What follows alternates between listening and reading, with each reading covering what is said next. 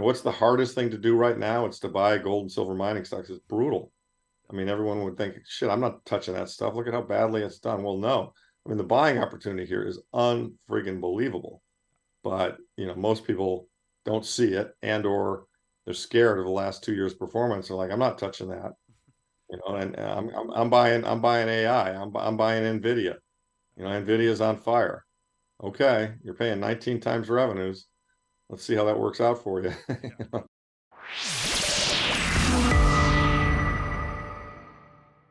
Welcome back to Soar Financially, everybody. Thanks so much for tuning in. My name's Kai Hoffman. I'm the CEO of the Soar Financial Group and the @JR Mining guy on Twitter.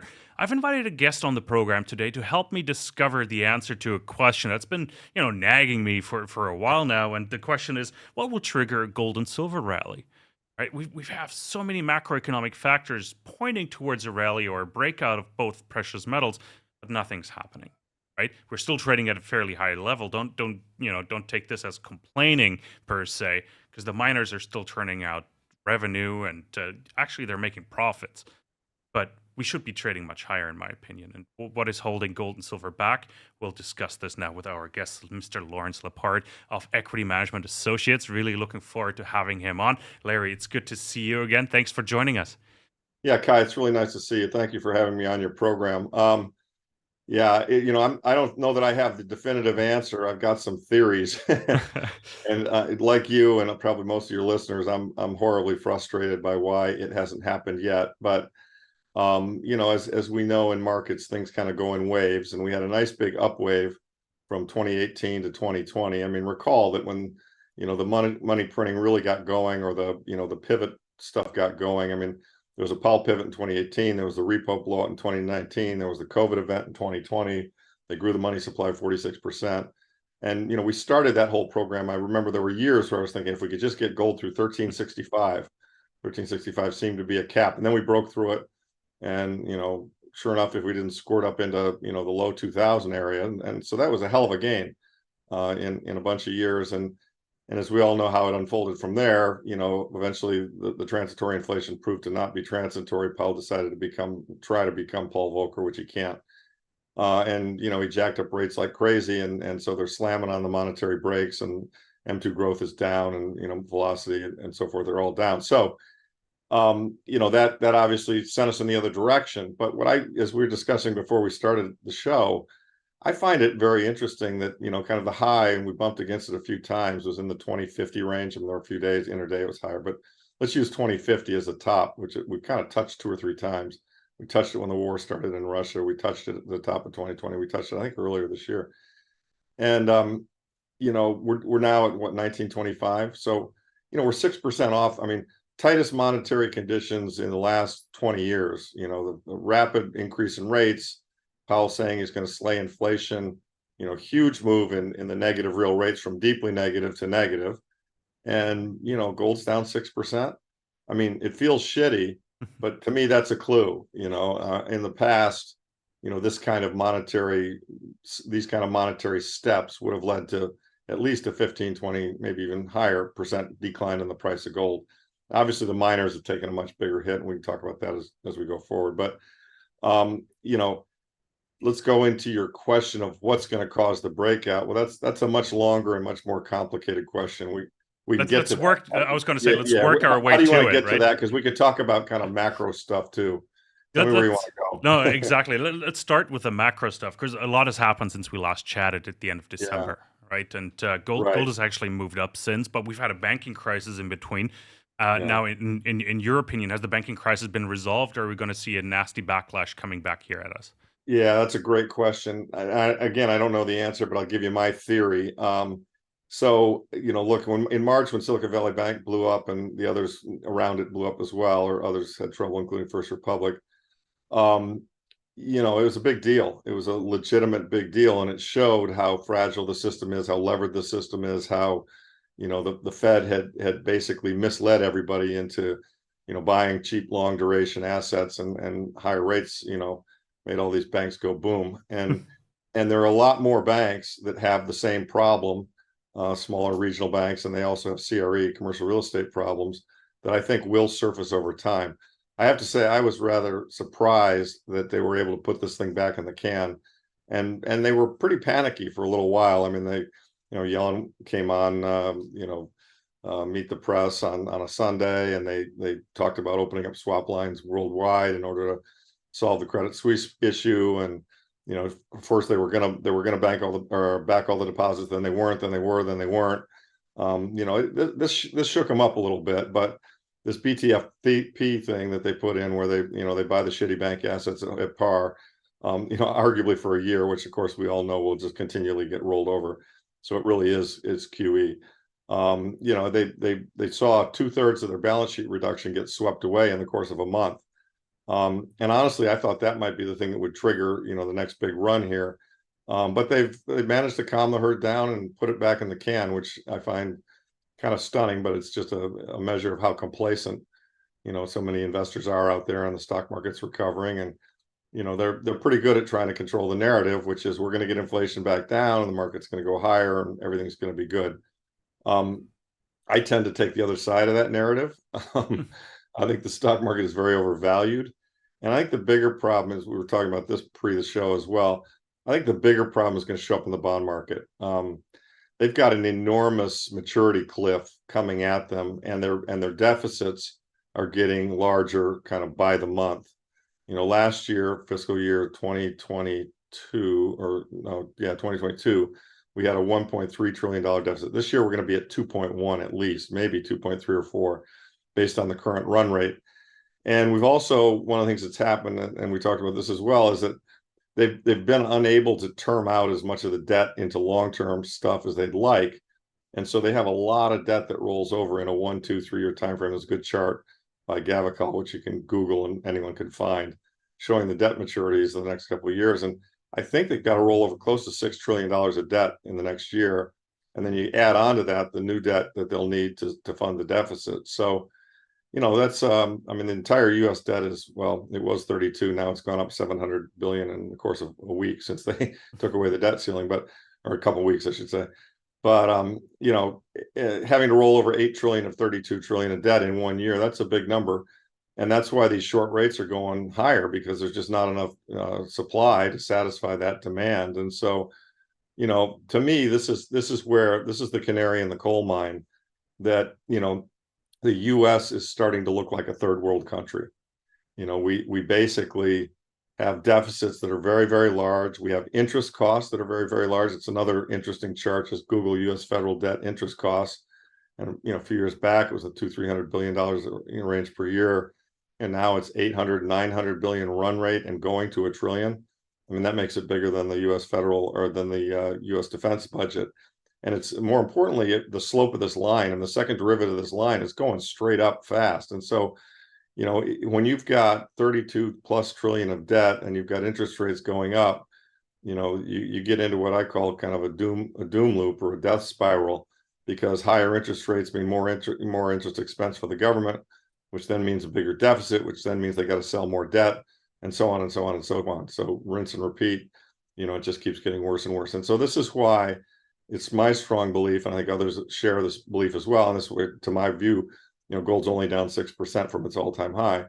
The market is saying, hey, they're trying this now, and yeah, Powell, you think you're Volcker, but you know what, you're not. You can't be, because Volcker had 30% debt to GDP, and we've got 130% debt to GDP. And so, as a result, the market is kind of front running him, knowing that he's going to pivot, and the issue is just when. And arguably, that process might have even started, right? As we know, they just had a meeting where they did a skip. Oh, well, we're going to just see how we've done so far, and we're going to skip, but we're probably going to go higher. Well, he has to say we're probably going to go higher, because he doesn't want everybody to start thinking he's not dealt with inflation. But the skip tells you that they were concerned about the banking system. So back to your question, yeah, I think there are a lot of hidden problems in the banking system. Now, when they surface and become large, serious problems, I don't know. They can, they're pretty good, as I say, at can kicking, and they've got the BFTP program and other things to hold the banks together. So, it's tricky. I'm very comfortable being on the side of this that we're on, even though, recently the pricing hasn't supported us. But I'm a little less certain of the timing of the next event, how quick. And by the way, it could be tomorrow. At the outside, I think it could take a year to play out. So Yeah, it's like I have a two-pronged question there to follow up on that. yeah, Is like, do you think 2023 was a lost year for the gold space or the precious metal space in general? Because gold's just is in limbo, right? And yeah, the second part of that question is like Powell keeps dangling a bit of a carrot over us, or not a carrot, maybe it's Damocles sword. Say, hey, we got 4 more meetings this year. There's a chance that we'll raise 2 more times. He was quite firm about it because his goal is yeah, 2% inflation. So that yeah. took all the air out of the gold balloon, right? Or the fuel out of the It gold certainly rocket, whatever hurts. you want to call it, right? Yeah, So it certainly hurts. that's Yeah, you got a tug of war going on. I mean, it's so one, I don't think 2023 is a lost year yet. I mean, we're what is it, late June now, so we're halfway through the year, and a lot can happen in a year. And so that I would start with that, and then two, I would say, he's got to say that, and yet the market, the gold market is kind of saying, yeah, bullshit, pal. If they really believed him, gold would be 1750 or 1800 or 16 something. So, some people believe him, and that's why we've had a sell-off. That's why we're not at new all-time highs. But I don't think everybody believes him, and so it's a tug of war as we wait to see. I mean, and what's got to happen is the consensus has got to come to the conclusion that they can never really do what they're talking about doing, because if they do, this debt doom loop is just going to get bigger and be more and more of a problem. And so, they will, in my opinion, they will pivot, but only when forced, probably only when forced to. And so, what could force them? Who knows? Let me make a comparison. I think your listeners might find interesting, because I was around in 2007 and 2008. I mean, we know this financial system is very broken. We know that it's very upside down with too much debt. We know that, stock market's pretty overvalued. And we've had a bubble, unlike the '08 bubble, which was in real estate. We've had a bubble in everything because they had ZERP for so many years, and all kinds of capital got misallocated. And so I remember clearly in 2007 and 8, the Bear Stearns, the first 2 Bear Stearns CDS funds blew up in July of 2007. And my friends and I, who could all see the bubble, said, "Oh, this is it. Here we go. It's all over. This bubble's going to die right now, right?" Yeah. But nope, it didn't. It kept getting stretched out. And then in March of 2008, so again, almost 9 months later, Bear Stearns itself blew up. Okay, so more serious, right? And and I thought, okay, this is it. It's all over now. Everything's going to fall apart. Well, no, it didn't. But it took, it takes a while for these things. You get warning signs, you get early warning signs, and then you get the big event. And so if March 2008 was the second warning, the first warning sign was '07, the second warning sign was '08, and then you had the GFC in September, October of '08. You kind of had a 6-month lag. So I don't know if the Silicon Valley Bank is the first warning sign or the second one. I mean, one could argue that there were earlier ones with the repo blowout and other things that have happened. But if it's the second one, that would imply that maybe the big one is 6 months away. And Silicon Valley Bank happened in March. So I don't think it's out of the question that 2008 is going to, or 2023 is going to be a great year for gold and gold mining stocks. And I think it's interesting because very much it reminds me of 2015.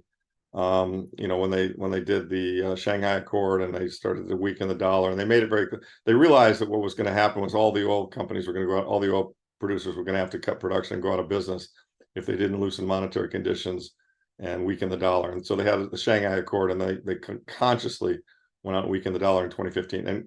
And gold broke through, and as you will call it, gold stocks took off like just like bats out of hell. And so I could see. I think when this thing turns, when the consensus becomes the Fed cannot continue this tightening program, and in fact is either done tightening or is even looking at possibly having to cut and return to QE, which I think they ultimately would be forced into. At that point in time, this is going to run incredibly hard in the opposite direction, and gold's going to take out 2050 with authority. And it's not just going to 2100, it's going to 24, 25, 27, or 3000. And the gold stocks will go bananas. I mean, they'll go up 100%, within months, as we've seen them do in the past when you get these shifts in the overall monetary trend. But they're higher beta than anything else. It's a tough business. You're breaking rocks, and the bottom line is people are either in love with them and they go crazy to the upside, or they hate them and there's just nothing but sellers and they just kind of dribble away their value. But, and by the way, I mean, it's like bull markets are designed to throw off all the riders. I mean, if you're riding the gold stock thing, I mean, you're feeling pretty sick about it all right now. And a lot of people I know are capitulating and selling. I'm not. I'm holding everything I've got, and to the degree I've got something that's good, I might sell it to buy something that's cheaper, because I'm quite convinced that when this thing does shift, and it will, in my opinion, sometime within three months to a year, the stuff's going to go bananas. It's going to go absolutely bananas to the upside. So I'm pretty bullish about all of that. But it's, look, there's nobody who says this has been fun, I mean, and I mean, I've done this since 2000. I've really been in the gold trade exclusively since 2008. And, we've been here before. And this is the way it works, No, I think my bull is epileptic, to be honest. It's like Yeah, right. I'm still hanging on, but that thing is shaking like crazy. Oh yeah, no, it's tough. There's no doubt it's tough. But I do know this. I mean, I know we're buying real value, and the good news is, and if you're buying producers that have mines that are operating, I mean, we were talking earlier, some of the big companies, their ASICs have gotten quite high, but there are still decent medium-sized companies that are running ASICs of, $1,000, $1,100, $1,200 an ounce. You turn around, you sell something for 1,900, that's a damn good margin. I mean, that works. And so then you've got a piece of profit. And, in a bull run, people will give that profit, they'll multiply that EBITDA, that profit times 5, 6, 8, 9, 10. Hell, in the peak in 2011, they were paying 20 times cash flow, and now, I see tons of companies that are trading at 3, 4, 5 times cash flow. So, what will happen here, and this is why the stocks are so explosive to the upside, is the metals prices will go up, and that'll cause a bigger margin, bigger profits.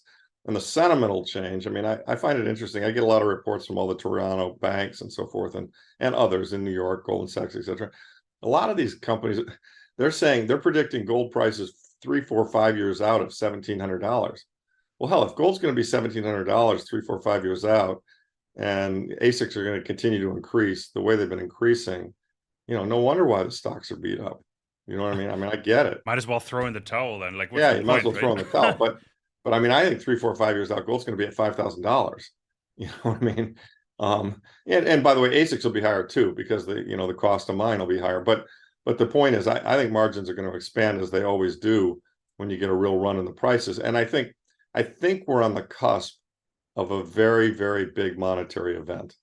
I really do. I mean, it's been, we've seen it coming for a long time. 2000 was a bubble, 2008 was a bubble, 2022 was a bubble. I personally believe the stock market put in a peak at the tail end of 2021, December 2021. And the first down leg in 2022 was the down leg. We've now got a bear market rally that I think is fooling everybody and sucking everybody in. And I think, higher inflation, margin compression, PE multiple compression. I mean, it's an echo bubble because everyone thinks AI is the new big thing, right? Okay, fine. But my view is this bubble has burst. The free money bubble that was created by ZERP from 2008 to 2015, that's burst. And so, now we're just trying to figure out where are all the bodies, right? Silicon Valley Bank was a body. First Republic was a body. There are a lot of other banks that are bodies. There's a lot of commercial real estate. There's a lot of private equity. I mean, I think you're just going to find, money is going to get tighter in a lot of different places. And stocks are going to go down in value. You're going to have a negative wealth effect. And I think, as we talked about earlier, before the show, I mean, I never forget that these Fed people, all these people, they're all political, right? I mean, they say they're not, but they are.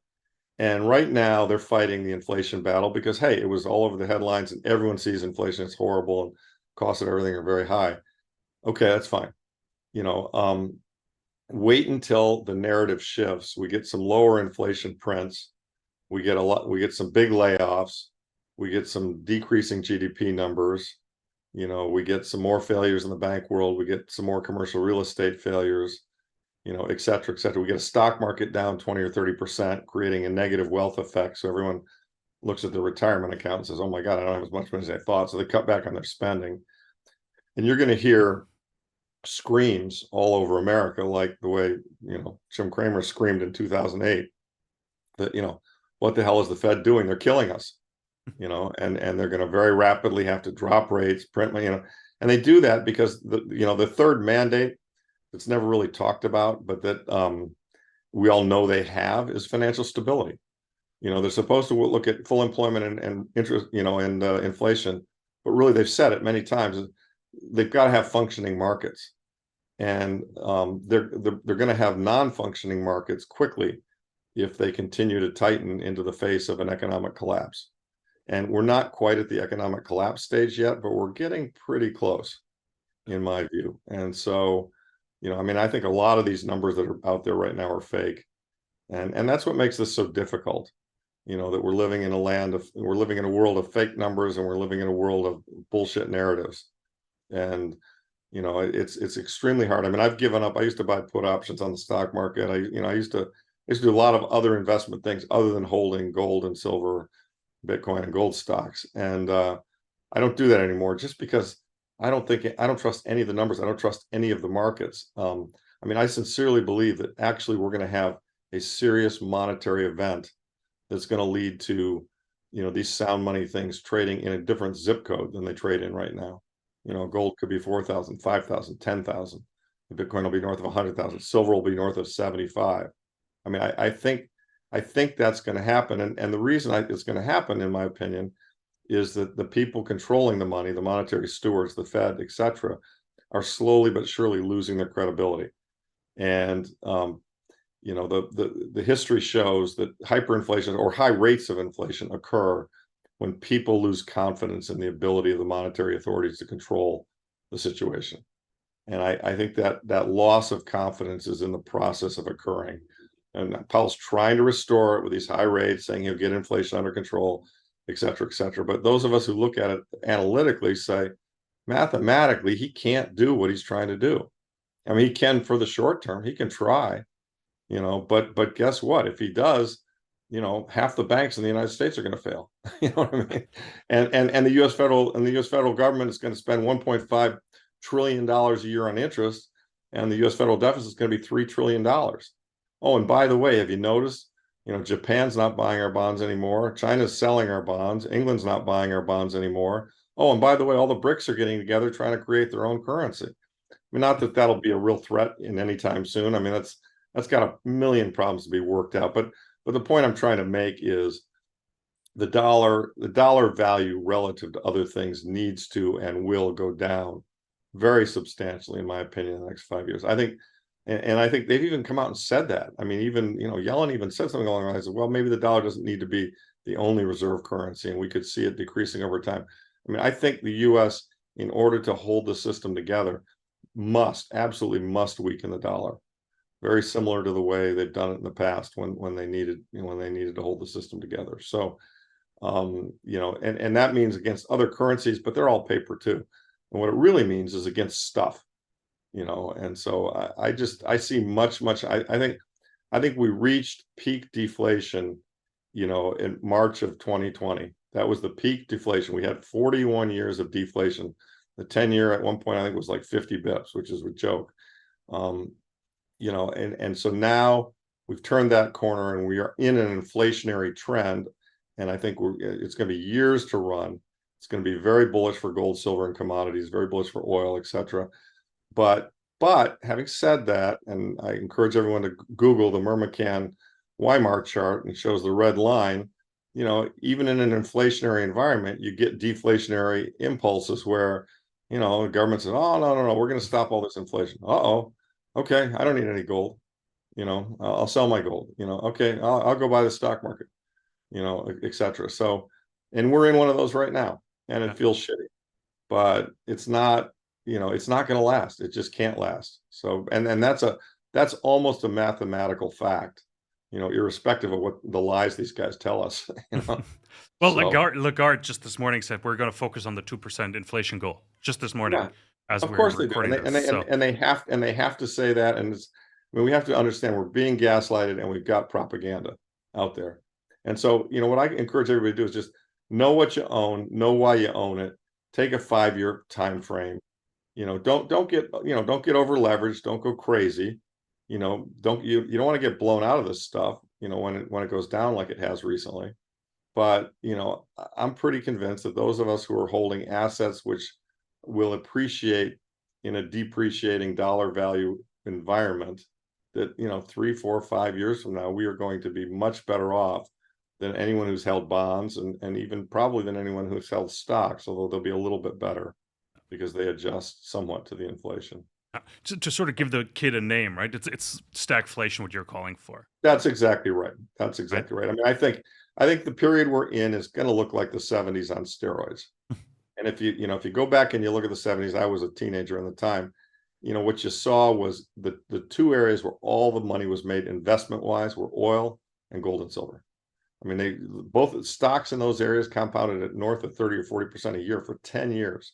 The US stock market had a bunch of it rally and it crashed, it rallied and it crashed, and it kind of ended up flat. Actually, real estate went up a lot too. My parents had a house they bought in the 60s that by 1980 was probably worth 10x what they paid for it. And that was all because of the inflation from the 70s. So, I think we're going to have a similar situation, right? Now, the question next now is I have to ask, like, how are you playing this market? And we sort of discussed that in December as well. And you mentioned dollar cost average. I'm going to call it BTFD. Okay. Yeah, exactly. Yeah, Right. yeah, Do yeah. you still stand by that? And as I a fund do. I manager, really do. how I do mean, you I handle think, that? yeah, I think one of the things I've always said with these kind of things, and in this kind of environment, I mean, you've got guys like Stanley Druckenmiller, one of the smartest macro investors ever, with a fabulous track record. And you listen to his interviews, and he says, "This is the toughest macro environment I've ever seen in my career. I do not know what's going to happen next." But he makes it very clear that he's very bullish on gold. He's very bullish on Bitcoin. So, you know, yeah, you dollar cost average, you don't get leveraged, you know what you own, you know why you own it, and you get some popcorn, you sit back and you watch the show, and you try and be dispassionate about it. You try not to be impatient. I mean, you recognize that, it's Jesse Livermore. You want to be right and sit tight, because we've got tailwinds at our back, and we're going to wake up someday. And I mean, just as the Silicon Valley Bank thing occurred, there's going to be another one, and we're going to wake up someday, and there's going to be some surprise, and these things are going to take off and not look back. And so, what's the hardest thing to do right now? It's to buy gold and silver mining stocks. It's brutal. I mean, everyone would think, shit, I'm not touching that stuff. Look at how badly it's done. Well, no. I mean, the buying opportunity here is unfriggin' believable. But, most people don't see it, or they're scared of the last 2 years' performance. They're like, I'm not touching that. And No, I'm buying AI. I'm buying Nvidia. Nvidia's on fire. Okay, you're paying 19 times revenues. Let's see how that works out for you. yeah, good luck with that. No, but Good luck. I was mentioning to you before, Newmont is ranked 485th in performance over the last Right, 12 months in the S&P right, 500, right? So right. sounds like there's a sale going on, right? There really is a sale going on, and the problem is we don't know exactly when the sale will end. And that's why the dollar cost averaging does make some sense. But I can say this: I mean, anybody who has any of these assets, boy, you sure don't want to sell them here. Absolutely. Unless you absolutely have to, you want to try and hang on to them and see the next year or two of cards. I think you're going to be pleasantly surprised. And if you decide then you want to lighten up on this category, fine. Do it at a price that's probably in the stocks. I mean, I think when we turn on this particular turn, stocks will be up 100% in less than 6 months. The GDX, the GDXJ, most of the mining stocks, they'll be up 100% in under 6 months. Talk about bad timing. The SEILJ, one of the Van Eck managed ETFs, Yeah, just yeah, yeah, rebalanced and had to sell a bunch, especially of the yeah. smaller juniors. Like I know it hurt a talk couple of about my companies. Yeah, right. talk about bad timing, right? Yeah, It's selling yeah. at the No, bottom. yeah. Well, and that's the way it goes, right? I mean, you can't find a buyer, and I mean, this is Mr. Market. I mean, at the extremes. I mean, Buffett, who I don't particularly like, but he made, Mr. Market is your insane business partner who, wants to pay too much for stuff when it's going up and rallying and do stupid, chase winners and do all kinds of stupid stuff. And he's throwing out real value, at the bottoms. And I mean, there's real value in a lot of these companies. I mean, real value. I looked at a company the other day. It was, I'll tell you what it is, Highcroft. Now they've got some debt, but they've also got $130 million of cash. So they're kind of neutral on all of that. And the debt's less than 130. And the market cap on this company is like $60 million. So it's trading for like 50% of its cash value. Now, the debt in a few years out will come due, but the point is, and they've got a 14, 15 million ounce resource, which right now is less than economic because of the grade being too low. But at $3,000 gold or $4,000 gold will be wildly economic. And this is typical of what we see out there. We see really decent deposits, decent companies with cash flow, selling it for just pennies on the dollar in terms of what they're worth. I mean, I've got a company I'm investing in that's looking at doing an acquisition. They're talking about buying a company's assets out of bankruptcy. They'll pay maybe 1 million on the downstroke and another million on top of that to buy what was close to $50 million worth of investment. And so for $2 million, they're buying 50. I mean, hell, they've got equipment sitting around that's worth $15 million. They could sell it instantly. I mean, it's just, this is the kind of fire sale stuff that's taking place in the segment as a result of the narrative and the fact that people, are going the other, running too hard. I mean, if you were a big company mining executive right now, and you weren't out and you had capital and access to capital, and you're not out looking at good small acquisitions, you're insane. And as we all know, but it's human nature, right? I mean, look at the last cycle from 2000 to 2011. They weren't doing any acquisitions in the early years when things were going really cheap and doing really well. But by 2011, they were buying everything under the sun for huge multiples. And of course, that was the wrong thing to do. So, one needs to be contrarian in this category. One needs to say, what am I buying? What am I paying for it? I mean, a lot of times a metric I like to use is how much gold have they got in the ground? What are we paying per ounce in the ground? I mean, we're buying companies sometimes for $5 an ounce in the ground. That ounce is worth $1,900. Now, admittedly, they've got to get it out of there, and that's not going to cost them zero. But the point is, when you've got a couple million ounces, the metal value there at $2,000 an ounce, I mean, it might be $2 billion, and the market cap of the company is 30. And you're like, huh? What's wrong with this picture? I mean, it just shows you how hated the area is. So again, long-term perspective, I mean, where am I wrong?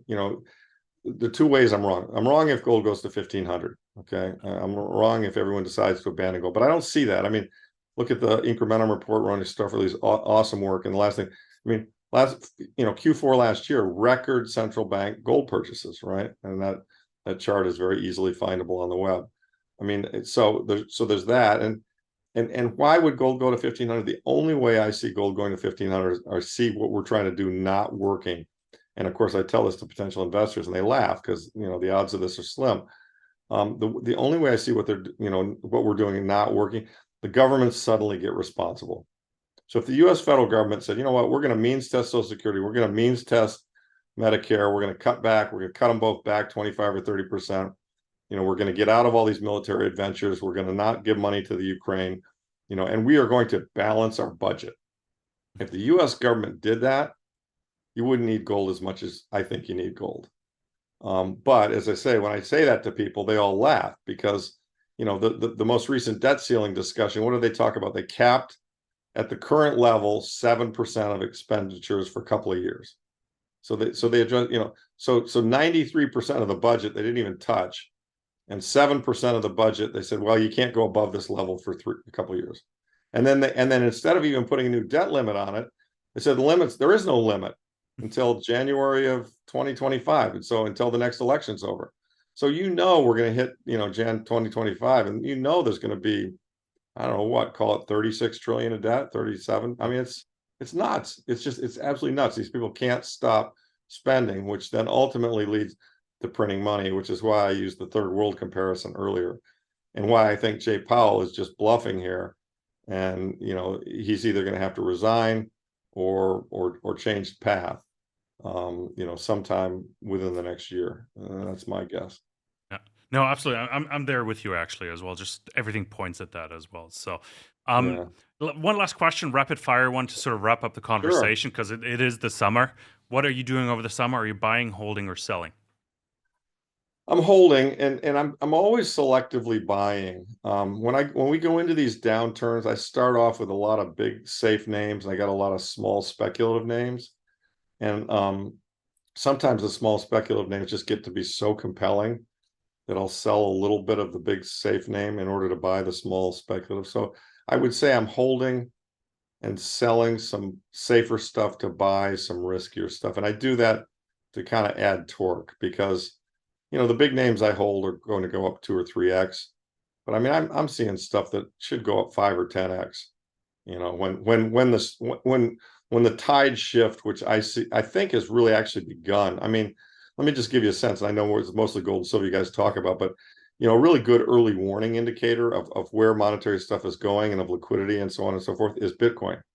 Because it's an even more volatile form of sound money. And I know some of your listeners don't believe that, but I do. And the point is that, if you look at the last the reason why I think we've hit the bottom of the Powell tightening cycle is, I think we hit it in last October, November, when I think gold touched like 1675 and Bitcoin was at 15,000. Well, Bitcoin's up at 30,000 now. So Bitcoin, since last fall, Bitcoin's up 100%. To me, that's a leading indicator. I don't think we're going back to 15. And gold's up too. Gold was called 1675. Now it's 1925. Gold's up. So I think and the gold stocks, while they're beaten down pretty bad, they're not going down as fast as they used to, and they're kind of scratching around for a bottom. So I think we've kind of turned the corner on how bad this is going to get. And I said to you before the show, one of the ways I gauge where we are in the whole cycle is how I feel about investing. And I mean, more recently, it's like I feel, a lot of days I look at the stocks, I look at the values, I look at it, it's like I want to throw up. I mean, this is just so bad. I want to freaking throw up. And I know, and I'm just disgusted and angry and all that shit. And I know that when I feel that way, we're either at or pretty close to a bottom, because I felt that way in the past. You know what I mean? I've had that feeling in this trade many, many times. And history says, okay, we got to be pretty close to a bottom if we haven't already put in a bottom. And so now we're just kind of waiting for it to start to unfold, to the upside. So. Fantastic. And on that positive note, let's end the conversation before we fall into another pit here. Yeah, no, it's going to get, look, it's going to get better. It really is. I mean, it's been a rough ride, but it's going to get better. And I'll tell you who I don't think it's going to get better for. I don't think it's going to get better for stock market investors in general. I'm pretty bearish on the stock market. I mean, I don't see a lot of good things going on here in this economy and in commercial real estate and housing and cars. Stock market is very much, the consumer spending is very much driven by the stock market. A lot of people who have money, they're always looking at the stock account to feel, oh, I've got enough money. Yeah, I can take that vacation. I can buy that car. And, when the stock market goes down as it did, in 2022, you can get into a real, problem in terms of the economy. And I think that's where we're going. Absolutely. We see like used car sales prices dropping massively by 7.5% or so, which is a big number. Yeah, So, it's everywhere. You're seeing it. And so, as I say, that's when Powell, when that becomes a bigger problem than the inflation problem. And, and by the way, gold and silver will smell it in advance. I mean, we don't need to have inflation printing low and Powell saying, I'm pivoting. You'll know, the price will show you, it'll kind of know, hey, this is coming. And to me, the measure, actually, it's a pretty easy one on gold, is 2050. When gold takes out 2050 range, I mean, there was a day when intraday traded a little higher than that, but plus or minus, when gold takes out 2050 with authority, to 2100 or something, it's like, okay, game on. Game on. And the next leg up is going to happen, and you'll see the gold stocks, they'll just explode. And so we have that to look forward to. I don't know if it's a month from now, 6 months from now, worst case, a year from now, but it's coming. That's kind of how I see it. So, I'm not stay concerned. in the saddle. Yeah. I'm just, I'm impatient, but I'm just hanging out because there's nothing else to do. Exactly. It is the summer after all as well. That's cycle. Right. Yeah. Go out and enjoy the weather, right? Exactly. Yeah. Fed's coming back in 2 weeks and then they're gone for 8. So might as well. Yeah. Fantastic. There you go. Larry, thank you so much for your time. When is the next quarterly letter coming out? Next quarterly will be after June. Usually it takes us a couple of weeks to write it. So we're almost at June 30th here. So I've got to start writing again. And for people who are interested, all our quarterly letters are free. You can get on a newsletter. We don't spam you. You go to EMA, Edward Mark Alpha, the number 2.com is the website for the fund we manage. And they're all on there, and you can read, We'll kind of our macro views and good charts and stuff. So, we'll put the link down below as well in the okay, description. fantastic. So, Yeah, thank you and so much. probably put an info card right up here Okay, somewhere. There, great.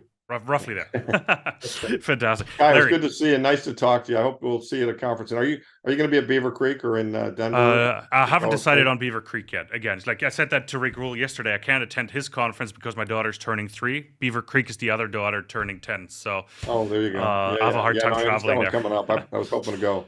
Yeah. Well, I hope you are. If you're out, make sure you say hello. We'll grab dinner out there. That sounds fantastic. Fantastic. Okay. Larry, thank you so much for your time. Everybody else, thank you so much for tuning in. We hope you enjoyed this conversation with Larry Lepard over at Equity Management Associates. He's also really active on Twitter, so make sure to follow him there as well. If you have any questions, leave them here in the comments down below. What do you think is going to happen? When do you think gold is going to break out? When is silver starting its rally? And where do you think everything is headed anyway? So put that in the comments. One thing that helps us out tremendously, and there's a little favor I have to ask you, is to hit that subscribe button. It's right there. Here. It says subscribe on it. It helps us tremendously. Hit that like button. Any engagement helps us get found on Twitter, and it helps us bring in guests like Larry back here on the program, and just generates a ton of visibility for us. We really appreciate it. Thank you so much. We have a ton of great guests lined up later this week as well, so make sure to subscribe, hit that alert button, and we'll be back with more. Thank you so much.